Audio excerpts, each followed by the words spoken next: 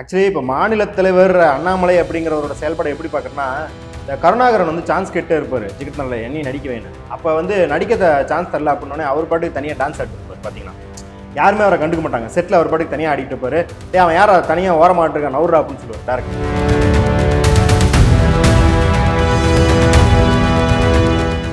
அதுவும் பாப்புலேஷன் தான், இதுவும் பாப்புலேஷன் தான் அப்படின்னு சொல்கிறாங்க. கம்யூனிஸ்டுகள் வந்து மக்கள் குடிசையில் வாழக்கூடாதுன்னு சொல்கிறாங்க. ராமதாஸ் ஐயாவும் மக்கள் குடிசையில் வாழக்கூடாதுன்னு சொல்கிறாரு. இதுவும் அதுவும் ஒன்றா?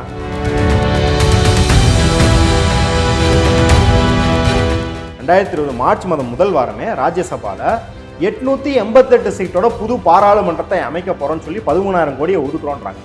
எப்படி நீங்கள் கொரோனா வரதுக்கு முன்னாடியே, கொரோனான்னு ஒன்று இருக்கிறதுக்கு முன்னாடியே உங்களுக்கு பாராளுமன்ற சீட்டு இன்க்ரீஸ் ஆக போகுதுன்னு தெரியுது.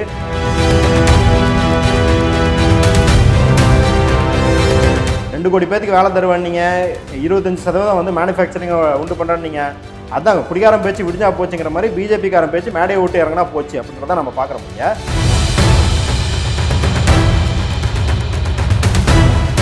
எம்பி லேடு ஃபண்டுன்னு 5 கோடி ஒதுக்குறாங்க. எவ்வளோ செலவு பண்ணுறோன்னு நாங்கள் பார்க்குறோம். நீ எத்தனை ரோடு போட்டேன்னு தெரியுது, எத்தனை ஸ்கூல் கட்டணும்னு தெரியுது. நீ ஏன் சொல்கிற வட இந்தியாவில் 27,000 பள்ளிகளுக்கு பள்ளிக்கூடமே எல்லாம் பள்ளிக்கூடம்னு பேர் வச்சிருக்கிறேன். டயலாக் தமிழ் நேயர்களுக்கு வணக்கம். இன்னைக்கு நம்ம கூட இணைந்து இருப்பவர் வந்து இஸ்கஃப் மாவட்ட துணைத் தலைவர் மதுர் சத்யா. தோழர் வணக்கம். வணக்கம் தோழர். இன்னைக்கு வந்து தொகுதி மறுசீரமைப்பு கூட்டம் நடந்து முடிஞ்சிருக்கு. 4 மாநிலங்கள்லேருந்து முதலமைச்சர்கள்லாம் கலந்துருக்காங்க. இந்த முன்னெடுப்பு வந்து அவசியம் நினைக்கிறீங்களா? ஏன் அவசியம்? கண்டிப்பாக இது ரொம்ப ரொம்ப அவசியம். அதாவது வந்து காலம் தாமதிக்கப்பட்டாலும் இன்னைக்கு நடக்குது அப்படிங்கிறது வந்து இது ஒரு வரலாற்று சிறப்பு மிக்க கூட்டம். இது ஏன் அப்படின்னா, இதை வந்து நம்ம ஜல்லிக்கட்டு ப்ரொட்டஸ்ட் பார்த்தோம். ஜல்லிக்கட்டு போராட்டம் அப்படிங்கிறது அங்கே திரண்ட லட்சம் பேரும் மாடை போய் பிடிக்கணும்லாம் அவன் போராடல. அது ஜல்லிக்கட்டு எதுக்கு ஒரு குறியீடாக இருந்ததுன்னா, டெல்லியில் உட்காந்து நீ எனக்கு ஆர்டர் போடாத, என் கலாச்சாரத்தில் எது முற்போக்கானது பிற்போக்கானது நீ சொல்லாத, நாங்கள் எங்களுக்குள்ள முடிவு பண்ணிக்கிறோம் அப்படிங்கிறதுக்கான ஒரு வெளிப்பாடு. அது ஜல்லிக்கட்டு அப்படிங்கிறது வந்து ஒரு பிரேக்கிங் பாயிண்ட் மாதிரி. அதற்கு முன்னாடி 70 வருஷமாக தமிழ்நாட்டுக்காகட்டும் பிற மாநிலங்களுக்காகட்டும் டெல்லியின் எதேச்சை அதிகாரத்தின் மீதான விமர்சனத்துக்கு அது ஒரு பிரேக்கிங் பாயிண்டாக இருந்தது. அதே போல தான் இந்த டீலிமிட்டேஷன் அப்படிங்கிறது பார்த்தீங்கன்னா 2021 மதசார்பற்ற கூட்டணி ஆட்சிங்க அமைந்ததுலேருந்தே பார்த்தீங்கன்னா உங்களுக்கு ஜிஎஸ்டி, நீட், கவர்னர் பிரச்சனை, டிசாஸ்டர், அதாவது பேரிடர் நிதி, இது எல்லா பிரச்சனைக்கும் இந்த மாநிலங்களை ஒருங்கிணைக்கும் ஒரு முயற்சி ஏற்பட்டுக்கிட்டே இருந்தது. இன்னும் சொல்லப்போனால் 2021 தமிழ்நாட்டில் வந்து திமுக ஆட்சி அமைக்கிறதுக்கு முன்னாடி கூட தாமஸ் ஐசக் வந்து நிதியமைச்சராக இருந்தார் இதில் கேரளா. அவரோட முன்னெடுப்பின் சார்பில் வந்து நிதி பங்கீடுல வந்து ஒரு போராட்டம் நடத்தலாம், எல்லா மாநிலங்களும் இழப்பு ஏற்படும் போராட்டங்கள் நடத்தலாம் அப்படின்னு சொன்னபோது மு.க. ஸ்டாலின் அவர்கள் எடப்பாடிக்கு போய் கலந்துக்கோன்னு வந்து கடிதம் எழுதினார். ஆனால் நம்ம எடப்பாடியார் வந்து ரொம்ப பாஜகவுக்கு வந்து பெருந்தன்மையாக அந்த மீட்டிங் கூட போய் கலந்துக்கல எடப்பாடியார். அப்போ இதோட கூட்டு உழைப்பின் விளைவு தான். ஃபர்ஸ்ட் கேரளா வந்து பினராயி விஜயன் பண்ணுறாரு. அப்புறம் தொடர்ச்சியாக இந்த ஜிஎஸ்டி விஷயமாகட்டும், நீட் விஷயமாகட்டும், டிசாஸ்டர் மேனேஜ்மெண்ட் ஆகட்டும், மொழி விஷயமாகட்டும் ஸ்டாலின் இதற்கான முன்னெடுப்பு எடுக்கிறாரு. அதுவும் சொல்லப்போனால் நீட் போன்ற ஒரு பிரச்சனையில் ஏகே ராஜன் கமிட்டி அமைத்தது. அந்த கமிட்டியின் அறிக்கையை பல மொழிகளில் மொழிபெயர்த்து எல்லா மாநிலங்களுக்கும் பிரச்சாரம் செய்தது அப்படிங்கிறது வந்து ஒரு முன்மாதிரி. அப்போ அதோட கூட்டு உழைப்பின் ஒரு பிரேக்கிங் பாயிண்ட் தான் இந்த டீலிமிட்டேஷன் அப்படிங்கிறத பார்க்குறோம். இது கண்டிப்பாக இன்னைக்கு வந்து திருமா அவர்கள் பேசும்போது சொல்லியிருக்காரு, இது டீலிமிட்டேஷன் அப்படிங்கிற பிரச்சனையை கையில் எடுத்தது முக்கியமாக எவ்வளோ முக்கியமாக இருக்கோ அதே அளவுக்கு முக்கியம் என்ன அப்படின்னா, இது தொடர்ந்து எல்லா மாநில பிரச்சனைகளும் எல்லா மாநில உரிமைகளை உள்ளடக்கிய ஒரு கூட்டமாக, அதற்கு செயல்படும் இந்த ஜாயிண்ட் ஆக்ஷன் கமிட்டின்னு சொல்றாங்க இல்லையா, செயல்படும் கூட்டமாக மாற வேண்டும் அப்படின்னு சொல்லியிருக்காரு. அதுதான் நம்மளோட நோக்கமாக இருக்குது.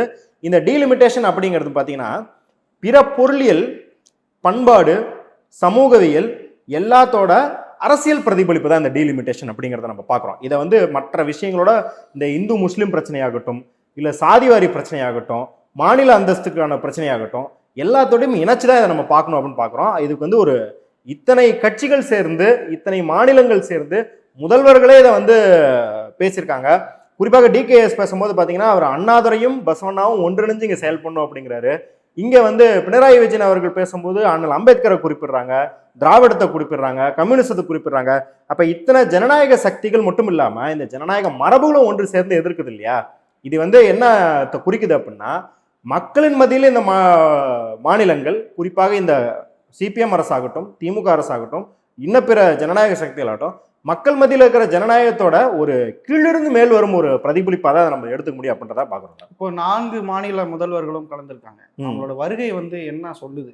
பிஜேபி வந்து ஒரு அச்சம் ஏற்படுற ஒரு தோரணை நம்மளால பார்க்க முடியுது. ஏன்னா அன்னைக்கு பாஜக மாநில தலைவர் அண்ணாமலை வந்து கருப்பு சட்டை கருப்பு கொடியெல்லாம் காட்டி அவங்க சைடு ஒரு போராட்டத்தை பண்றாங்க. இந்த வருகை வந்து எப்படி பாக்குறது? ஆக்சுவலி இப்போ மாநில தலைவர் அண்ணாமலை அப்படிங்கிறவரோட செயல்பாடு எப்படி பார்க்குறேன்னா, இந்த கருணாகரன் வந்து சான்ஸ் கேட்டே இருப்பார் ஜிகிருத்தனில் என்னையும் நடிக்க வேணும். அப்போ வந்து நடிக்க சான்ஸ் தரல அப்படின்னோடனே அவர் பாட்டுக்கு தனியாக டான்ஸ் ஆடிட்டு இருப்பார். பார்த்தீங்கன்னா யாருமே அவரை கண்டுக்க மாட்டாங்க. செட்டில் அவர் பாட்டுக்கு தனியாக ஆடிட்டு இருப்பார். அவன் யாரை தனியாக ஓரமாட்டிருக்கான் நவுரா அப்படின்னு சொல்லுவார் டேரக்டர். அந்த மாதிரி அவர் தனியாக பண்ணிருக்காரு. அதனால அந்த செயல்பாடுக்கு நம்ம வந்து பெருசாக மூளை செலவு செஞ்சு இதுக்கு காரணம் கற்பிக்கணுன்ற அவசியம் இல்லை. ஆனால் இந்த 4 முதல்வர்கள் வந்திருக்காங்கன்றது இருக்கு இல்லையா, இது வந்து என்னத்தை குறிக்குது அப்படின்னா, இப்போ நீங்கள் வந்து யூஜிசி பிரச்சனை எப்போ பார்த்துருப்பீங்க. யூஜிசி பிரச்சனை எப்போ அது எந்த அளவுக்கு மக்கள்கிட்ட போதோ அதை விட ஜாஸ்தியாக அங்கே இருக்கிற பேராசிரியர்கள்ட்டையும் மாணவர்கள்ட்டையும் போகும்போது பாஜகவுக்கு ஒரு அச்சம் ஏற்படுது. ஏன்னா அவங்க தான் அதை அமல்படுத்தணும். அதே போல தான் இந்த லெஜிஸ்லேட்டிவ் இந்த துறை இருக்கு இல்லையா, அரசு துறை இருக்கு இல்லையா, அதோட ஒரு அதிகார மையமாக அங்கங்க மாநிலத்துக்கு இந்த மாநில முதல்வர்கள் இருக்காங்க அப்படின்னும்போது இவங்கெல்லாம் கூட்டு சேர்றாங்க அப்படிங்கிறது வந்து பாஜகவுக்கு உண்மையாலுமே பெரிய அச்சத்தை விளைவிக்கும். ஏன்னா அதை அவங்க சாம்பிள் பார்த்துருக்குறாங்க. 2024 எல்லாரும் ஒன்றுனுச்சு. 2019 சிதறுண்ட ஒரு கூட்டணி, 2024 ஒரு இந்தியா கூட்டணின்ற வலுவான கூட்டணி இருந்தபோது எந்த அளவுக்கு பின்னடைவு. இத்தனைக்கும் இசிஐ அவ்வளவு பாஜக சார்பில் இருக்குது. பாஜகவோட பிரச்சார வீடியோவை ட்வீட் பண்ணிட்டு டப்புன்னு டெலிட் பண்றாங்க இசிஐ.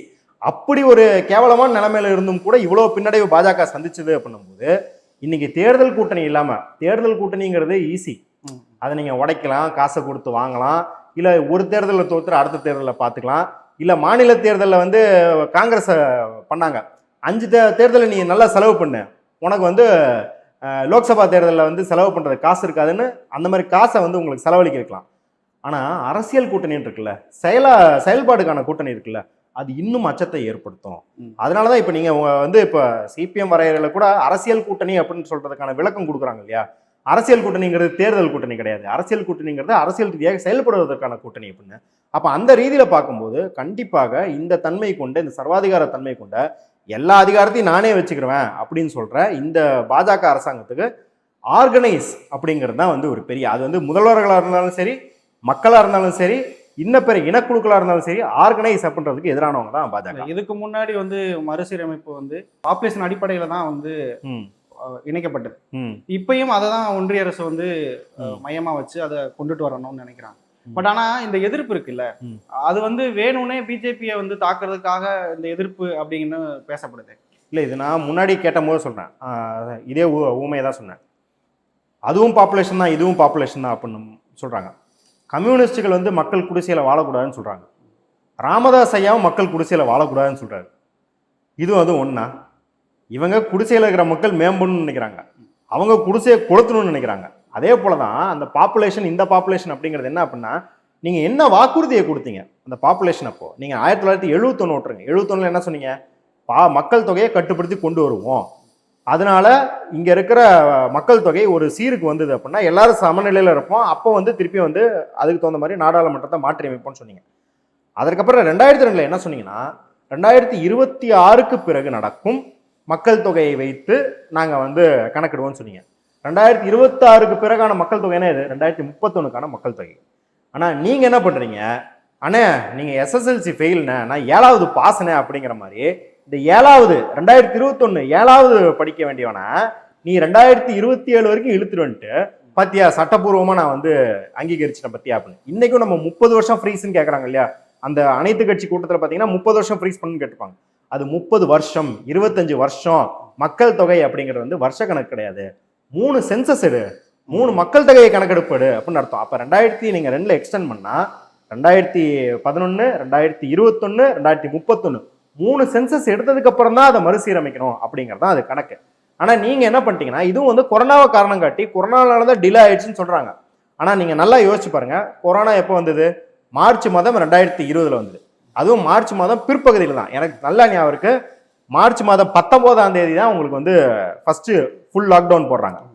ஆனா மார்ச் மாதம் முதல் வாரமே 2020 மார்ச் மாதம் முதல் வாரமே ராஜ்யசபால 888 சீட்டோட புது பாராளுமன்றத்தை அமைக்க போறோம்னு சொல்லி 13,000 கோடியை ஒதுக்குறோன்றாங்க. எப்படி நீங்கள் கொரோனா வரதுக்கு முன்னாடியே கொரோனான்னு ஒன்று இருக்கிறதுக்கு முன்னாடியே உங்களுக்கு பாராளுமன்ற சீட்டு இன்க்ரீஸ் ஆக போகுதுன்னு தெரியுது, அதற்காக மக்கள் தொகை கணக்கெடுப்பு எடுக்கணும்னு தெரியுது. அப்போ இதுக்கும் கொரோனாவுக்கும் எந்த சம்மந்தமும் கிடையாது. இந்த டிலே டெலிபரேட்டாகவே 31 இல்லாமல் 21 சர்வே வச்சு பண்ணணும் அப்படிங்கிறது தான். இதில் இவங்களோட இரட்டை நிலைப்பாடை நீங்கள் பார்க்கணும். என்ன சொல்கிறாருன்னா, மோடி ஐயா கொரோனாவுக்கு முந்தின ஆகஸ்ட் 15 ஸ்பீச்சில் வந்து அவர் பேசுகிறாரு, செங்கோட்டையிலேருந்து பேசுகிறாரு. அப்போ பேசும்போது என்ன சொல்கிறாருன்னா, இந்த நாடு வளராமல் இருக்கிறதுக்கு நம்ம 1000 ஆண்டு அடிமைப்பட்டு கிடந்தோங்கிறார். 300 ஆண்டுன்னு சொல்லல, வெள்ளக்காரனா 300 ஆண்டு, 1000 ஆண்டுன்னா என்ன அர்த்தம்? இஸ்லாமியர்களை அவர் குறி வைக்கிறார். இஸ்லாமியர்களை குறி வச்சுட்டு என்ன சொல்கிறாருன்னா, அடுத்த வரியில் சொல்லும்போது சொல்கிறாரு, சில சமுதாயங்களுக்கு நடுவில் மக்கள் தொகை வந்து ஒரு சமமற்ற நிலைமையில் இருக்கு, அதனால தான் நாடு பின்தங்கி இருக்கின்றார். என்னங்கிறாருன்னா, பேசிக்காக இஸ்லாமியர்கள் குழந்தை பெற்றுக்கொள்கின்ற பொய் பிரச்சாரத்தை பரப்புறாரு. இப்படி தான் அவங்க பாப்புலேஷன் டிபேட்டை ஆரம்பிக்கிறாங்க. உடனே என்ன பண்ணுறாங்க, ஏதோ ஒரு சங்கி, சமூக ஆர்வலராக இருக்கிற சங்கி இப்போ என்ன பண்ணுறாங்கன்னா, சுப்ரீம் கோர்ட்டில் ஒரு புதுநல வழக்கு பிஏல போடுறாங்க. பிஏல போட்டு என்ன சொல்கிறாங்கன்னா, முதல்ல பாப்புலேஷன் கண்ட்ரோல் பண்ணுறதுக்கு நீங்கள் வந்து ஒரு சட்டத்தை இயற்றுங்க அப்படின்றாங்க. அங்கே போய் சுப்ரீம் கோர்ட்டு ஏன்ப்பா சட்டத்தை இயற்றல, இப்படி தான் மக்கள் கேட்குறாங்களேன்னு கேட்கும்போது இந்த அரசாங்கமே சொல்லுது, ஐயா பாப்புலேஷன்லாம் பிரச்சனை இல்லைங்க, பாப்புலேஷன் பார்த்தீங்கன்னா நீங்கள் வந்து ஸ்டாட்டிஸ்டிக்ஸ்னா 1971 இப்போ வரைக்கும் ஃபெர்டிலிட்டி ரேட்டு, ரீப்ளேஸ்மெண்ட் ரேட் சொல்லுவாங்க இல்லையா, டோட்டல் ரீப்ளேஸ்மெண்ட் ரேட்னு சொல்லுவாங்க. முந்தின தலைமுறைக்கும் இந்த தலைமுறைக்கும் எவ்வளோ குழந்தைகள் ரீப்ளேஸ் ஆகிறாங்க, அந்த ரேட் பார்த்தீங்கன்னா ஸ்டேபிளைஸ் ஆகிடுச்சு. பாப்புலேஷனுக்கு நாங்கள் எதுவும் சட்டம் போட தேவையில்ல. அதாவது மோடி அவர்கள் பேசுனதுக்கு 180 டிகிரி முரணாக இவங்களே வந்து நீதிமன்றத்தில் சமர்ப்பிக்கிறாங்க. சமர்ப்பிச்சுட்டு ஒரே வருஷத்தில் உத்தரப்பிரதேசில் பாப்புலேஷன் கண்ட்ரோல் பின்னு ஒன்று அமல்படுத்துறாங்க. அதே அசாமில் வந்து அவர் ஒருத்தர் இருக்கார் இல்லையா, அசாம் சர்மா முதல்வர், அவர் வந்து என்ன பேச ஆரம்பிக்கிறாருன்னா, இன்ஃபில்ட்ரேட்டர்ஸ் முஸ்லிம்ஸை தான் அவர் டார்கெட் பண்ணி இவங்கெல்லாம் குழந்தை பெற்றுக்கிறாங்க, இதுக்கு தனி சட்டம் அமைக்கணுங்கிறார். அப்போ என்ன பண்ணுறாங்கன்னா, இவங்களுக்கு பாப்புலேஷன் மேலாம் அக்கறை கிடையாது. இவங்க வந்து சொல்கிறாங்க இல்லையா, 10 லட்சம் மக்களுக்கு ஒரு எம்பின்னு இருக்குது, இப்போ 20 லட்சம் மக்களுக்கு ஒரு எம்பின்னு இருக்குது, பாருங்க எப்படி மக்கள் குறைய கேட்பாங்க. நீ மக்கள் குறைய கேட்டு கிழிச்சுட்ட நீ. ஏன்னா அங்கே வந்து நீ பார்லிமெண்ட்டுக்கு வர அட்டண்டன்ஸ்ல இருந்து எம்பி லேடு ஃபண்டுன்னு 5 கோடி ஒதுக்குறாங்க. எவ்வளோ செலவு பண்ணுறோன்னு நாங்கள் பார்க்குறோம். நீ எத்தனை ரோடு போட்டேன்னு தெரியுது, எத்தனை ஸ்கூல் கட்டணும் தெரியுது. நீ ஏன் சொல்ற வட இந்தியாவில் 27,000 பள்ளிகளுக்கு பள்ளிக்கூடமே எல்லாம் பள்ளிக்கூடம் பேர் வச்சிருக்கிற, சோறு வச்சு, அதாவது பேர் வச்சியே சோறு வச்சியாமா அப்படிங்கிற மாதிரியான ஒரு ஆட்சியை நீ பண்ணிக்கிட்டு இருக்கும்போது மக்கள் குறையை கேட்க முடியும். அதனால மக்கள் தொகை, நீ மக்கள் தொகையெல்லாம் உனக்கு கவலை கிடையாது. எப்பெல்லாம் மக்கள் தொகையை கணக்கில் எடுக்கிறாங்கன்னா, ஒன்று மாநில உரிமையை படிக்கிறதுக்கு, இன்னொன்று இஸ்லாமியர்கள் இல்லை சிறுபான்மையினர் மொழிவாரி, இப்போ வந்து வடகிழக்கு மாநிலங்கள் இருக்காங்க இல்லையா, அவங்கள மாதிரியான சிறுபான்மையினரை பறிக்கிறதுக்கு தான் வந்து பேசுகிறாங்க. இன்னைக்கு கூட வந்து சிபிஐ பொதுச்செயலாளர், மாநில பொதுச்செயலாளர் தோழர் முத்தரசன் பேசும்போது சரி, ஸ்டாலின் அவர்கள் பேசும்போது சரி, மணிப்பூரை அடிகோட்டுட்டு பேசியிருக்காங்க. அவங்க என்ன சொல்லியிருக்காங்கன்னா, பாருங்க ஒரு எம்பி தான் இருக்கிறாங்க மணிப்பூருக்கு, அந்த ஒரு எம்பியை எந்திரிச்சு பாஜகவுக்கு எதிராக பேசுறாரு. அவர் அவ்வளவு மனமும் வந்து அவ்வளோ மனம் உடஞ்சு போய் பேசுறாரு. ஆனால் அதுக்கு எந்த செல்லுபடியுமே இல்லை, ஏன்னா அவர் எண்ணிக்கையில் சிறுபான்மையினா இருக்கிறாரு அப்படின்றத முன்வைக்கிறாங்க. அதில் இன்னும் ஒரு படி போய் பார்த்தீங்கன்னா என்ன தெரியும்னா, அந்த ஒரு எம்பியுமே பிஜேபிக்கு எதிராக பேசுறாரு, நல்லது, அவருமே இன்னைக்கு பாதிக்கப்பட்ட குக்கி இனத்திலேருந்து வந்தவர் இல்லை, அவர் மெய்த்தி இனத்தை சேர்ந்து வந்தவர். அப்போ நீங்கள் அங்கேயே பார்த்தீங்கன்னா, நம்ம வந்து மக்களை வந்து இனவாரியாக பிரிக்கணுங்கிறது நம்ம கொள்கையோ இல்லை நம்ம ஆசையோ கிடையாது. ஆனால் இன்னைக்கு பாஜக அவங்க 2 பேர்த்தையும் பிரித்து அப்படி சூழ்ச்சி பண்ணிக்கிட்டு இருக்கும்போது இந்த பக்கத்துல இருந்து பேசுறதுக்கான பிரதிநிதி கூட இல்லை பாராளுமன்றத்தில் அப்படின்னு நம்ம பார்க்குறோம். அப்போ நீங்கள் என்ன பண்ணுறீங்கன்னா, வன்முறையே இப்போ நீங்கள் வந்து தமிழ்நாட்டுக்கு எகென்ஸ்டாக ஒரு வன்முறையை பண்ணலாம், காஷ்மீருக்கு எகென்ஸ்டாக ஒரு வன்முறையை பண்ணலாம், இல்லை நீங்கள் வந்து கேரளாக்கு எகென்ஸ்டாக ஒரு வன்முறையை பண்ணலாம். பண்ணிட்டு வன்முறையை செலுத்துறவனுக்கு பிரதிநிதித்துவம் இருக்கும், வன்முறையோட விக்டிமா இருக்கிறவனுக்கு பிரதிநிதித்துவம் இருக்காது அப்படிங்கிறதா பார்க்குற மொழிய. இந்த பாப்புலேஷன் பூச்சாண்டிகள்லாம் சட்டத்திலையும் இடம் கிடையாது, நீங்கள் வரலாற்று பூர்வமாக பேசினாலும் இடம் கிடையாது. பிஜேபிக்கே அதை பற்றி அக்கறை இல்லை அப்படிங்கிறத நம்ம பார்க்குறோம். இல்லை, அமித்ஷா என்ன சொல்றாருன்னா, தமிழ்நாட்டில் வந்து தொகுதி வந்து குறையாது அப்படின்னு அவரு சொல்றாரு. அப்புறம் என்ன உங்களுக்கு பிரச்சனை? அதுதான் நீங்கள் என்னன்னா, திருப்பி மோடி அவர்களுக்கு பதில் வந்து முதல்வராக இருந்த மோடி தான் அப்படின்னு சொல்லிட்டு இந்த ட்வீட்டெல்லாம் எடுத்து போடுவாங்க. அதே மாதிரி தான் நம்ம வந்து குடிகாரம் பேச்சை கூட நம்பிடலாம், பாஜகக்காரன் பேச்சை நம்ப முடியாது அப்படிங்கிறதுக்கு அமித்ஷா தான் சிறந்த உதாரணம். ஏன்னா மோடி அவர்கள் நிஜாமாபாத்தில் பேசும்போது தெளிவாக சொல்றாரு, 100 சீட்டு வரைக்கும் தென்னிந்திய மாநிலங்களுக்கு இழக்கும். அது எதுக்கு சொல்கிற, நீ உன்னை வந்து சாதி வரி கணக்கெடுப்பு அப்படின்னு மற்ற மாநில கட்சிகள் சொன்னோன்னே அதற்கு பதிலாக வந்து காவு கொடுத்துட்டீங்க டீலிமிட்டேஷன் பண்ணால், இவங்க கேட்குற மாதிரி சாதி வரி கணக்கெடுப்போட பண்ணால் 100 சீட்டு குறையன்னு அடிச்சு விட்டாரு. இப்போ அமித்ஷா வந்து குறையாதுங்கிறாரு. நீங்கள் இப்போவே சரி மோடியை விட்டுலாம், மோடி அமித்ஷா வேற நபர்கள், அவர்களுக்கான பயங்கரமான கருத்து சுதந்திரம் நிலவர கட்சி பாஜக அப்படின்றனால தனி மனித கருத்துக்களை வச்சுக்கிறான்னு வச்சுப்போம். அமித்ஷாவின் கருத்துக்கே வருவோம். அமித்ஷா என்னங்கிறாரு, நாங்கள் இன்னும் கமிட்டி அமைக்கல, நாங்கள் இன்னும் அதற்கான ப்ராசஸே ஆரம்பிக்கல. அதுக்குள்ளே தமிழ்நாடு கேரளாலாம் ஏன் காலில் சுடுதண்ணி ஊற்றிக்கிற மாதிரி கொதிக்கிறீங்கன்னு கேட்குறாரு இல்லையா? நீ மட்டும் கமிட்டி அமைக்காமல் எப்படி வந்து உத்தரவாதம் தர? கமிட்டி அமைக்காமல் உங்களுக்கு எப்படி டேட்டா கிடச்சிது? இல்லைப்பா குறையாது அப்படின்னு. நீங்கள் வந்து பேசும்போது என்ன சொல்கிறீங்க? ப்ரோரேட்டான்றீங்க. ப்ரோரேட்டாங்கிறதுக்கு அர்த்தம் தெரியுமா? ப்ரோரேட்டானா ப்ரொபோஷனலான்றீங்க. பாப்புலேஷன் ப்ரொபோஷன் சொல்லிட்டு குறையாது அப்படின்னா தயவு செஞ்சு கேட்குறேன், உங்களுக்கு வந்து அடிப்படை அறிவு இல்லையா, இல்லை வந்து 2ஆம் கிளாஸ் 3ஆம் கிளாஸ் பிள்ளைங்க மாதிரி வாய்ப்பாடு தெரியலையா? எங்களுக்கு தெரில. அப்போ அமித்ஷா சொல்வதை நம்புது அப்படிங்கிறது வந்து இந்திய மக்கள் எப்போ அதுக்கு நம்பிக்கை இழந்துட்டாங்க. 2 கோடி பேருக்கு வேலை தருவானீங்க, 25% வந்து மேனுஃபேக்சரிங் உண்டு பண்ணுறான்னீங்க. அதான் குடிகாரம் பேச்சு விடிஞ்சா போச்சுங்கிற மாதிரி பிஜேபிக்காரன் பேச்சு மேடையை விட்டு இறங்கினா போச்சு அப்படின்றத நம்ம பார்க்குற முடியாது. நீங்கள் சொல்லா கொடுத்துட்டீங்க அப்படின்றதுனால நாங்கள் ஏற்றுக்க முடியாது. நீங்கள் ஒரு ஆர்டினன்ஸ் போடுங்க, இல்லை ஒரு மசோதா கொண்டு வாங்க, அதில் எங்களுக்கு உத்தரவாதம் தாங்க. அப்படி நீங்கள் ஏதாவது உத்தரவாதம் தந்தால் அதை நம்பலாமா வேணாமாங்கிறது கூட இப்போ ஜாயிண்ட் பார்லிமெண்டரி ஆக்ஷன் கமிட்டி முடிவு எடுக்கட்டும். ஆனால் நீங்கள் என்னன்றீங்கன்னா நாங்கள் சொல்லிடுவோம், சொல்லிவிட்டு அதே நீங்கள் வந்து இது பண்ணிக்கோங்க அப்படின்னா நீங்கள் எந்த காலத்தில் வாழ்ந்துக்கிட்டு இருக்கீங்க? மன்னராட்சி காலத்திலே அது வந்து சீல் வச்சு தான் தருவாங்க.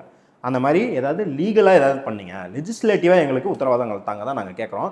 இன்றைக்கி கூட வந்து என்ன சொல்கிறேன்னா, இந்த ஜாயிண்ட் ஆக்ஷன் கமிட்டி அவங்க வந்து they are not oppose to delimitation, இந்த மறுசீரமைப்புக்கு எதிர் கிடையாது. அதில் எங்களோட பங்கு குறைஞ்சிடக்கூடாதுன்னு தான் கேட்குறாங்க. தொகுதிகள் குறைவில் என்ன மாதிரியான பிரச்சனைகள் ஏற்படும்? ஏன் இவ்வளோ போராட வேண்டியதாக ஒரு சூழல் இருக்குது? இன்றைக்கே நீங்கள் பார்த்தீங்கன்னா மாநிலங்களுக்கு எல்லா திட்டத்துக்கும் நிதி ஒதுக்கி வச்சுருக்காங்க, அதாவது முடக்கி வச்சுருக்காங்க. இன்றைக்கி பிஎம் ஸ்ரீ இந்த பிரச்சனை வந்து மொழி பிரச்சனையாக உருவெடுத்துக்குது. மொழினால நாங்கள் வந்து மொழியை ஏற்றுக்க மாட்டாங்க, மும்மொழி கொள்கையை ஏற்றுக்க மாட்டாங்க, அதனால தான் தரலன்னு சொல்கிறாங்க. அப்படி இருக்கும்போது ஏன் கேரளாவுக்கு தரல? கேரளாவில் மும்மொழி கொள்கை இருக்குது, ஆனால் அதுக்கும் தரலன்னு சொல்லி 2 நாளைக்கு முன்னாடி அமைச்சர் என்ன எதிர்க்காருன்னா, கேரளாவில் இருக்கிற எஜுகேஷன் மினிஸ்டர் ஐயா எங்களுக்கு தர வேண்டிய 1100 கோடியை தாங்கன்னு கேட்டுருக்காரு. அப்போ நீங்கள் என்ன பண்ணுறீங்க அப்படின்னா, எல்லா மாநிலங்களுக்கும் மாநிலத்துக்கு தேவையான, இங்கே கேரளாவோ தமிழ்நாடோ இவங்களோட ஸ்ட்ரென்த்ஸ் என்னென்னா ஹெல்த், எஜுகேஷன், அதில் கை வைக்கும்படி எல்லாத்தையும் நீங்கள் போட்டு உடைக்கிறீங்க. அப்படி இருக்கும்போது இந்த குறைகளை பேசுவதற்கு கூட பார்லிமெண்ட்டில் ஆள் இல்லை அப்படின்றது ஒரு பிரச்சனை. இன்னொரு பிரச்சனை நீங்கள் பாருங்கள், இது ஒவ்வொரு ஸ்கீம்ஸில் அப்படின்றத தாண்டி தேசம் முழுக்க சில கட்டமைப்புகளை உருவாக்குவாங்க இல்லையா? ரயில்வேஸ் எடுத்துக்கோங்க.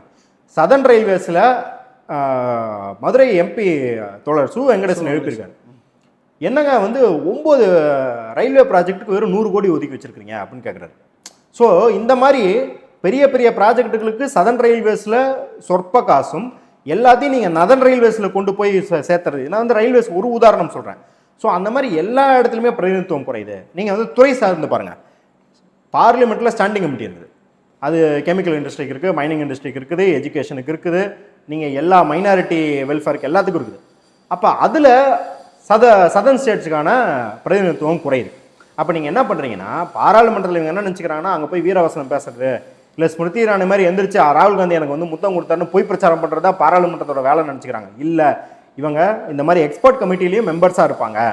அதே போல் வந்து நீங்கள் வந்து ஒவ்வொரு திட்டத்துக்கு மேலே வந்து, இப்போ நான் ரயில்வே சொன்னேன் இல்லையா, ரயில்வே கன்சல்டேட்டிவ் குரூப்புன்னு இருக்கும். அது இங்கே இருக்கிற மக்களோட குறைகளை கேட்டு அங்கே ஸ்டேஷன்லேருந்து ஸ்டாப்பேஜ்லேருந்து ட்ரெயின் ஸ்பீட்லேருந்து எல்லாத்துலேயும் மக்களோட விமர்சனம் வந்து ஜெனரல் மேனேஜருக்கு போகும். இந்த Trichy division, Salem division, Madurai division எடுத்துகிட்டு இங்கே சென்னையில் இருக்கிற சதர்ன் ரயில்வேஸோட ஹெட் ஆஃபீஸுக்கு போய் எம்பிஸ் கொடுப்பாங்க. இப்போ அதில் நீங்கள் எம்பியோட அளவு குறைச்சிங்கன்னா என்ன பண்ணுவீங்க? இங்கே இருக்கிற ரயில்வே ஸ்டேஷன் முழுக்கொண்டு பாதிக்கப்படும். நான் திருப்பியும் ரயில்வேஸை ஒரு உதாரணமாக சொல்கிறேன் இல்லையா? இந்த மாதிரி நீங்கள் தீஷா கமிட்டி மீட்டிங் ஆகட்டும், ஒரு எம்பியோட எல்லா வேலைகள்லையுமே நீங்கள் வந்து குறைக்க போகிறீங்க. நீங்கள் வந்து ரொம்ப அடிப்படையாக எம்பிக்குன்னு ஒரு நிதி ஒதுக்குறாங்களா, 5 கோடி எம்பியில் ஒதுக்குறாங்களா, அதுவே குறைஞ்சி போயிருமே. சதர்ன் ஸ்டேட்ஸுக்கு நீங்கள் வந்து இத்தனை 200 கோடி ஒதுக்குறீங்கன்னா, நதர்ன் ஸ்டேட்ஸுக்கு ஏற்கனவே வரி ஜாஸ்தியாக தரது மட்டும் இல்லாமல் இப்போ எம்பி லாட்ஸும் நீங்கள் ஜாஸ்தியாக தர போகிறீங்க. அப்போ அந்த தொகுதி மேம்பாட்டு நிதி அப்படிங்கிறதும் ஜாஸ்தியாக போகுது. அதனால் பேசிக்லேருந்து இந்த நாட்டோட ஜனநாயகத்தை சிதைக்கிற எல்லா நடவடிக்கையும் நம்மளுக்கு நடக்க போகுது அப்படிங்கிறத நம்ம பார்க்குறோம். குறிப்பாக பாஜகலேருந்து வைக்கக்கூடிய குற்றச்சாட்டு என்னன்னா, இந்த திமுக சைடு இருக்கிற பிரச்சனைகள் எல்லாமே மறைக்கிறதுக்கு, ஊழலை மறைக்கிறதுக்கு இந்த மாதிரியான ஒரு எப்பயுமே கரண்ட்ல இருக்கணும், வெளியே தெரியணும் அப்படின்னுக்காண்டியே மொழி அடிப்படையில ஹிந்தி திணிப்பு இந்த மாதிரியான பிரச்சாரங்கள்லாம் முன்னெடுக்கிறதுல திமுக அடிச்சுக்க ஆளே இல்லை அப்படிங்கிறான ஒரு குற்றச்சாட்டு வைக்கப்படுது. பட் இதெல்லாம் மறைக்கிறது தான் இந்த மாதிரியான விஷயங்கள்லாம் திமுக செயல்படுதா? சரி, என்ன வெங்காயத்துக்கு அப்புறம் நீ வந்து அலகாபாத்தை பிரயாகராஜ்னு பேர் மாற்றின, நீ வந்து மொழி அப்படிங்கிற மொழியை மற்றவங்க எடுக்கிறாங்கன்ற G20 உனக்கே ரொட்டேஷனில் தலைவர் பதவி கிடச்சிது போன முறை. உடனே என்ன பண்ணீங்க?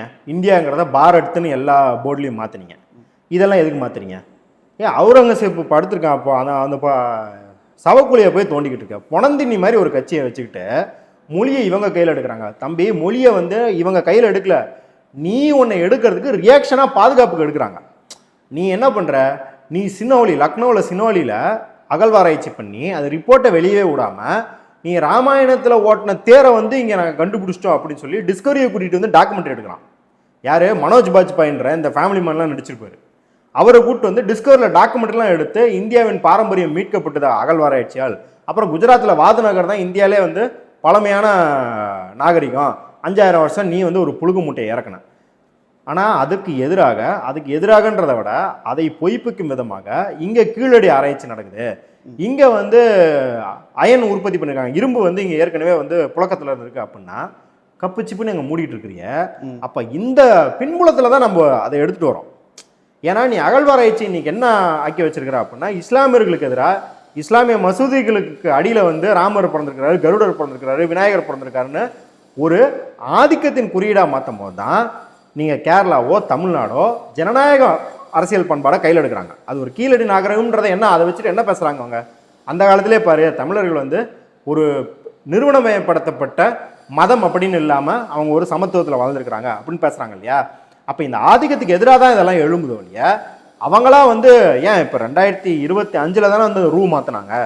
2024 பட்ஜெட் வரைக்கும் அந்த நீங்கள் இந்தியில் போட்ட தேவனகிரியில் போட்ட ராதனை இருந்துச்சு. அப்போ நீங்கள் பண்ணுறதுக்கு ரியாக்ஷனாக தான் இருக்குது.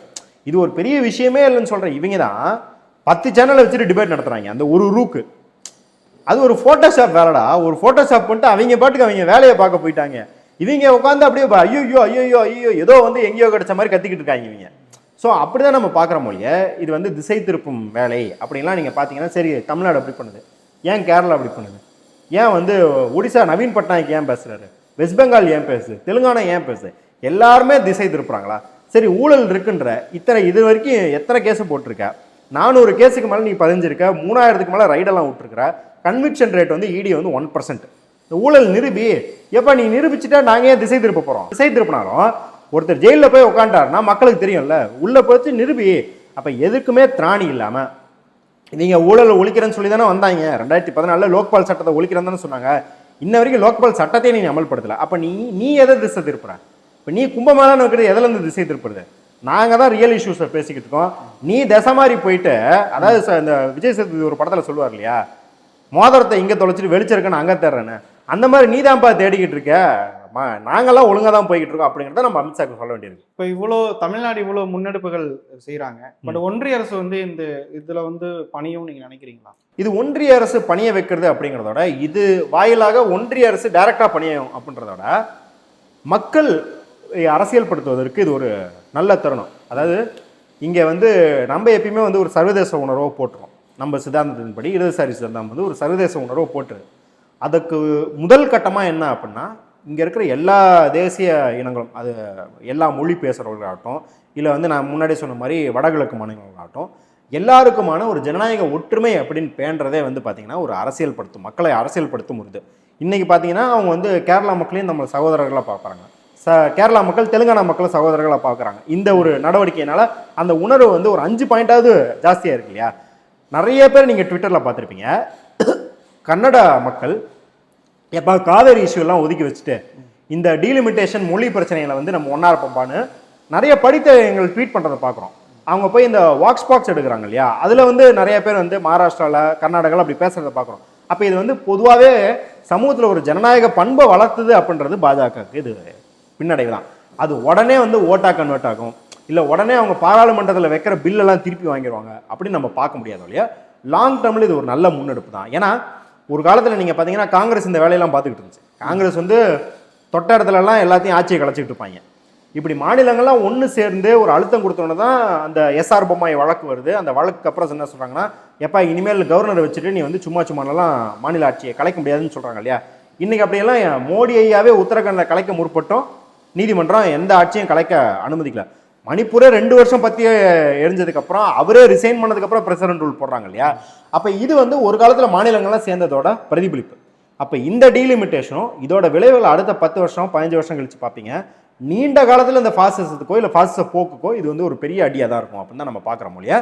நம்ம வந்து என்ன சொல்றது லெமன் ஜூஸ் போடுற மாதிரி இல்லை கரும்பு ஜூஸ் போடுற மாதிரி டக்குன்னு உள்ளே போட்டோன்னே வெளியே அவுட்புட் பார்ப்போம் அப்படிங்கிறத எதிர்பார்க்க முடியாது. நம்ம தொடர்ச்சியாக இதை எடுத்துகிட்டு போய் மக்கள்கிட்ட நம்ம வேலை பார்க்கறதுனால அதோட அவுட்புட் என்ன இருக்குது அப்படின்றத பார்க்க முடியும். இவ்வளோ நேரம் உங்களோட கருத்துக்களை பயந்துக்கு ரொம்ப நன்றி. நன்றி.